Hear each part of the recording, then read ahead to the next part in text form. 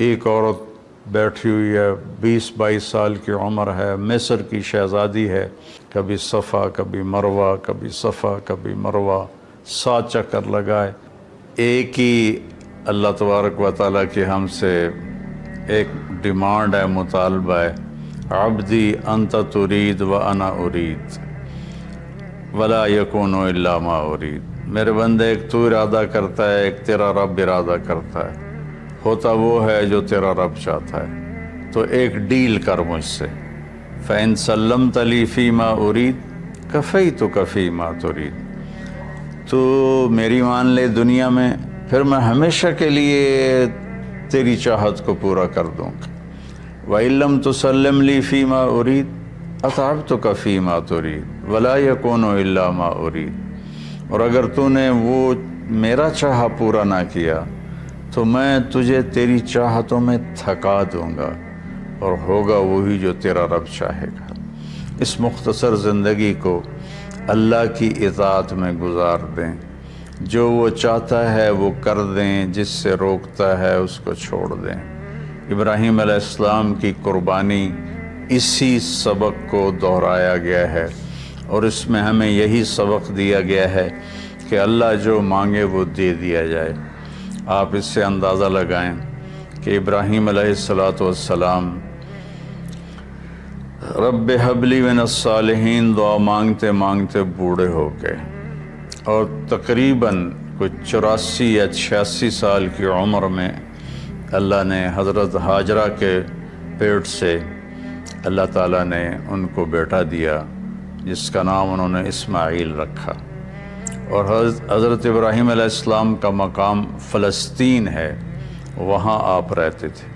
فلسطین اور مکہ تو اس وقت آباد ہی نہیں تھا، کالے پہاڑ تھے، نہ پانی، نہ سایہ، نہ درخت، نہ راستہ۔ تو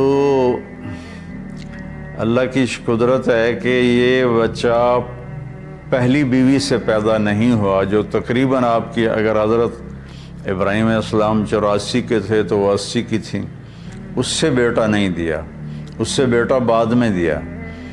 اور نوجوان بیوی 20-22 سال کی حضرت ہاجرہ، شاہ مصر کی بیٹی، اس کے ساتھ اس سے اللہ نے بیٹا دیا۔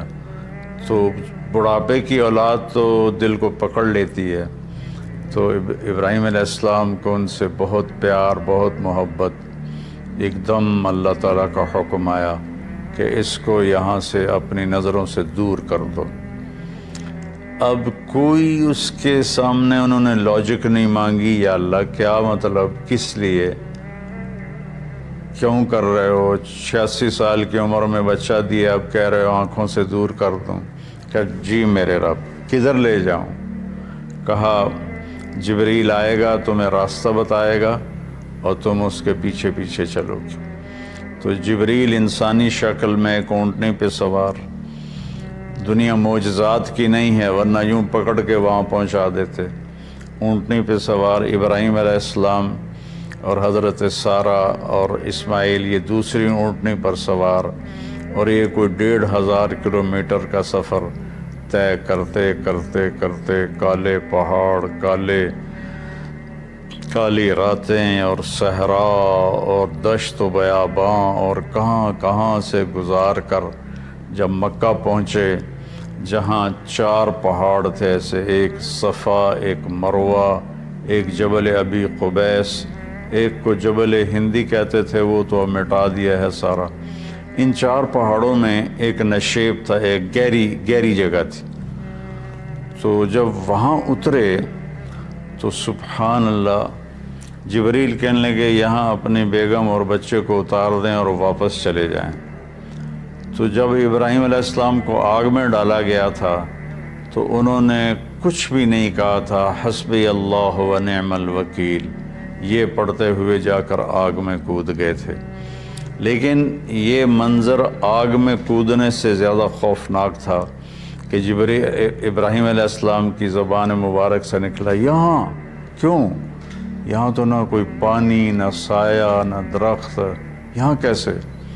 تو جبریل نے عرض کیا کہ آپ کے رب کی منشا ہے کہ یہ اس کو یہیں چھوڑ دیا جائے، اس بچے کی نسل سے آخری نبی پیدا ہوں گے، یہاں یہ اللہ کا گھر بنائیں گے۔ تو جبریل تو 3 دن وہاں جبریل تو چلے گئے، ابراہیم علیہ السلام نے وہاں ان کے لیے کوئی تھوڑا چھپر وغیرہ یا بنایا یا نہ بنایا، یا کسی کیکر کے نیچے، واللہ عالم، تاریخ خاموش ہے۔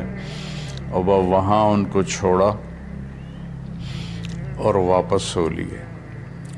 جب واپس ہوئے تو حضرت حاجرہ کہنے لگیں یہ آپ کدھر جا رہے ہیں؟ اور حکم تھا جواب نہیں دینا، وہ خاموش۔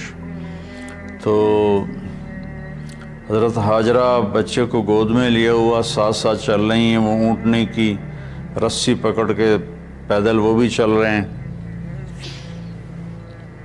3 میل تک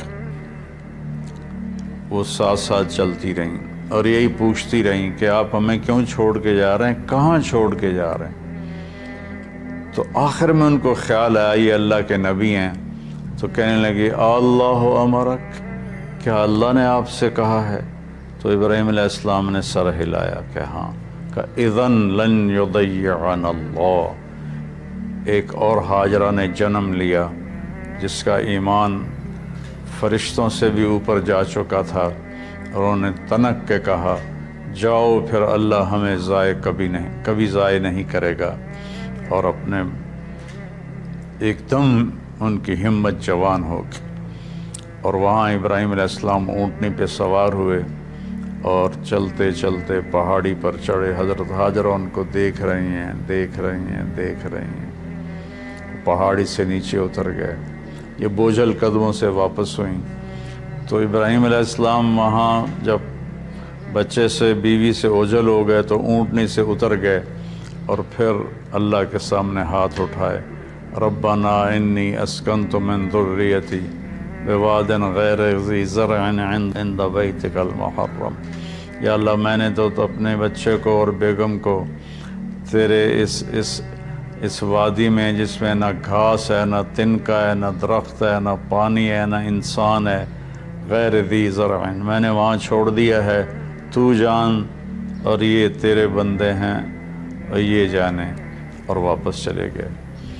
تو میں سوچا کرتا ہوں، ہمارے بچے چھوٹے چھوٹے تھے تو رات کو جب بجلی چلی جاتی تھی، وہ کسی کی آنکھ کھلتی تھی تو وہ چیخیں مارنا شروع کر دیتا تھا اندھیرے سے ڈر کے۔ اور آپ تھوڑا سا تصور فرمائیں، مسورات بھی سن رہی ہیں، مرد بھی سن رہے ہیں، ایک ماں ہے، اور خاص طور پر ماں کے احساسات کو ماں ہی محسوس کر سکتی ہے کہ جب رات آئی ہوگی، کالی سیاہ رات اور کالے پہاڑ اور کالے پتھر، سنسان وادی اور تیز ہوائیں، تو اس تنہا ستارے بھی جھانک جھانک کے دیکھتے ہوں گے کہ یہ بی بی یہاں کیا کر رہی۔ پتھر پہاڑ بھی گمسم تو پہلے ہی ہوتے ہیں، لیکن ان کی بھی دل کلیجے ہل گئے ہوں گے کہ یہ کیا ہو رہا ہے یہاں۔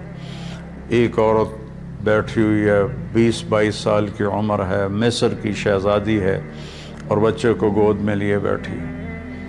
تو اس طرح سے یہ ایک زندگی شروع ہوئی، اور 3 دن کے بعد پانی بھی ختم ہو گیا اور چھاتیوں کا دودھ بھی ختم ہو گیا، چونکہ کھانا ختم ہو گیا۔ تو پھر جو صفا مروہ کے ساتھ انہیں پتہ تھا کوئی نظر نہیں آئے گا، کچھ نہیں ہوگا، صفا پہ چڑھی، ادھر دیکھا ادھر دیکھا، اونچے کوٹھے تے چڑھ دیکھا، ادھر دیکھا ادھر دیکھا، کوئی نظر۔ پھر نیچے اتری، پھر جہاں بچہ نظروں سے غائب ہو گیا وہاں دوڑ لگائی، اور پھر مروہ پہ چڑھی۔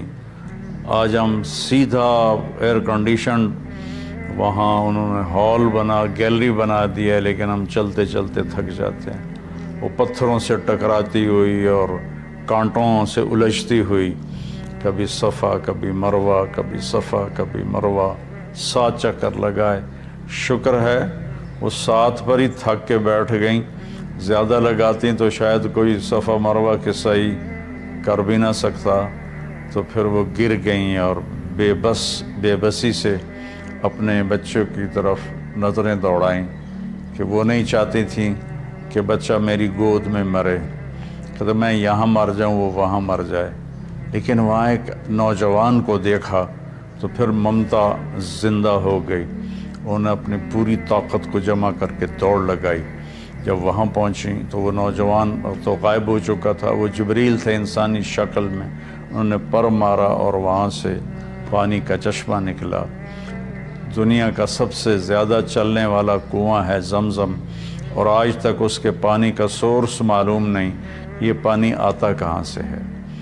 تو اس طرح اسماعیل علیہ السلام پروان چڑھے۔